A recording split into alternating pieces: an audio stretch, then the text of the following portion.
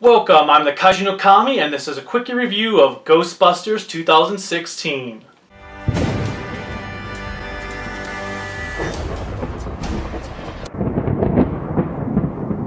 Who you gonna call?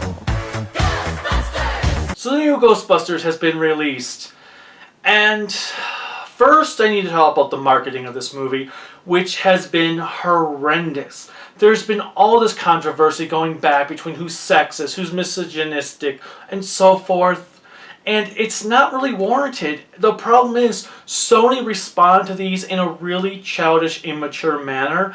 And I feel that has ultimately hurt this film because it actually didn't deserve everything that has occurred. But because of the way Sony has responded, I also feel that's how some reviewers have decided to look at this movie. And it is a shame because it actually isn't that bad as much as I want it to be bad. First, the cast has some really great chemistry. All of them feel like they are characters in this movie that work with each other. Unfortunately, a lot of the jokes are just unfunny and immature. I didn't really find anything that Kristen Wiig and Melissa McCarthy said to really be all that funny. It's not that there's anything wrong with their characters, but there's nothing funny about their jokes. In fact, McCarthy is pretty much just playing herself, as she has in every single movie she's ever made. However, Kate McKinnon's character, the female Egon Holtzman, is what ultimately saves this movie. Every scene with her is great. She is funny, and her comedy is very subtle. It's what the comedy should be in a movie of this style. Then we have Patty, who pretty much they create their own stereotype for controversy and marketing, and that again wasn't fair because she is actually really well done in this movie too. She is also funny except for the times when she starts screaming at the top of her lungs. Chris Hemsworth does a good job of playing his character, but they do overkill on how dumb he is. It's like every single time he's on screen, they have to point out how stupid he is.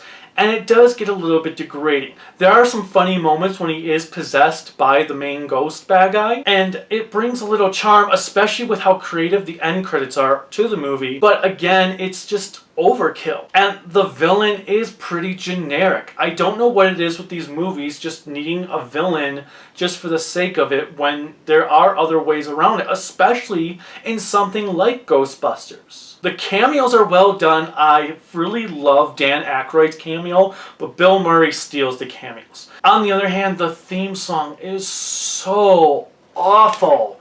It's downright dreadful and pain-inducing to the ears. I don't know what they thought they were doing when they remade this theme song, but it does not work, and it is just terrible. A few other things I do like about the movie is that there is a lot of use of equipment and gadgets in it. What Holtzman comes up with is really cool, and they are stuff that if you were a kid again, you would definitely want to try. Another nice thing is that this is more like a reboot than a remake because it doesn't just rehash everything the original did. It does have some good homages to the original, but overall, it is its own story and its own universe, its own setting, which was unexpected. I thought it was going to be kind of like a shot-for-shot remake, just with annoying slapstick comedy, which, yeah, does get annoying because I'm not a fan of slapstick. And it is a shame because the opening sequence to the movie is really well done. The comedy is perfect there. It has horror elements, but afterwards you pretty much lose all signs of horror and it just becomes slapstick, barf jokes, fart jokes, which does get kind of annoying after a while. And as I said earlier, it's really immature. Sadly, as we expected, there's just way too much CGI used in this movie. It is CGI everything. CGI there, CGI here, CGI in your face, CGI this, CGI that. It just gets tiring to watch all this CGI when practical effects would be just as good. I don't even think there was a single ghost that was a practical effect. My biggest issue with the movie, though, is there really isn't that much ghost busting in it. You have the one club scene that you're shown in the trailers, and that's pretty much it.